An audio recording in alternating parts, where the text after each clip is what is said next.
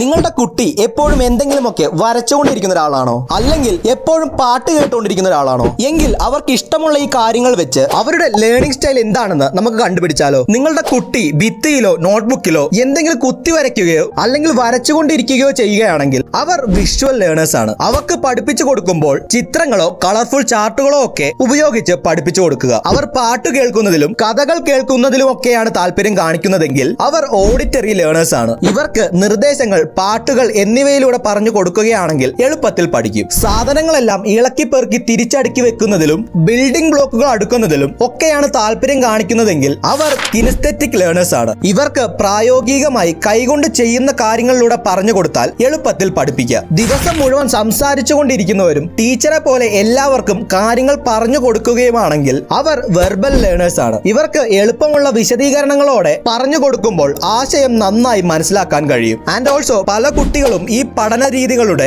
ഒരു കോമ്പിനേഷൻ ആയിരിക്കും. വിഷ്വലും ഓഡിറ്ററിയും ആവാം, കിനസ്തെറ്റിക്കും വെർബലും ആകാം. സോ നിങ്ങളുടെ കുട്ടിയുടെ ലേണിംഗ് സ്റ്റൈൽ എന്താണെന്ന് മനസ്സിലായെങ്കിൽ ജസ്റ്റ് ഒന്ന് കമന്റ് ചെയ്യാട്ടോ. പിന്നെ ഇതുപോലുള്ള പേരന്റിംഗ് റിലേറ്റഡ് വീഡിയോസിന് വേണ്ടി പേജ് ചെക്കൗട്ട് ചെയ്യാനും ഫോളോ ചെയ്യാനും മറക്കരുത്.